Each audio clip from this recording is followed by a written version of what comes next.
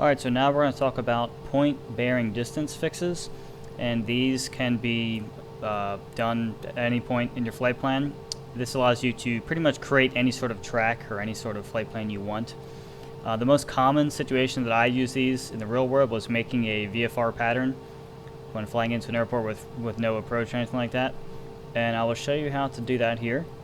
So first things we're going to do, we've already loaded up this approach here, and I just used 1-8 right off of Charlotte just to make it a little easier to demonstrate. It's because it's nice and easy when you have the cardinal directions of 180 and 360 and all that. But we just loaded up a visual approach. You can tell by the RX, the runway extension, that is 5 nautical miles out.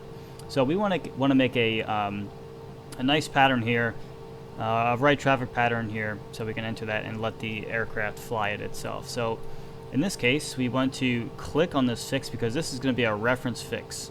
So that's going to be our point, and then we want to put a bearing. So this is, you want to basically put where you're going to be coming from this fix. So if we want to make a right traffic pattern, it's going to be like this. So we want to go 270 to the west. So we'll type 270, we'll put a slash, and then we're going to put a distance. In this case, we'll just make it a 5-mile downwind. So we'll put a 5, and we'll drop it right on top of this fix. As you can see, it goes out directly to the west. 270 bearing from that fix, and then now it's putting RX 101. That looks good to us, so we'll go ahead and execute that. And let's just say I want to make a 10-mile downwind, so we're going to reference off this one here. So we'll go ahead and click that. That's our point. Our bearing, we want to go straight south, so that's going to be 180. And let's just say we want to do it at 5 miles. We'll click it on top of that one. It's got the point right there. We'll go ahead and execute.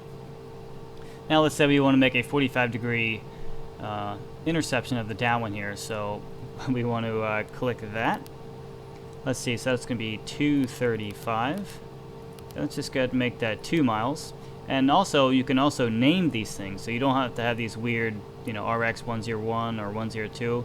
You could just put this slash, and we'll just call this one Cars B. Just made that up.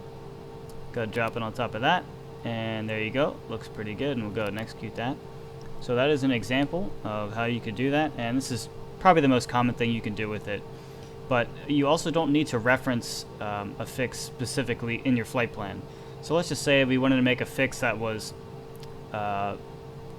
6 miles south of the airport directly. So in this case, we can reference Charlotte. We want to go 180, the bearing, and I say 6 miles, so we'll drop that here. As you can see, it's putting a point referenced off of Charlotte, so it's not going from Charlotte to this point. It's just saying I want to make a point from Charlotte on the bearing 180 for 6 miles away.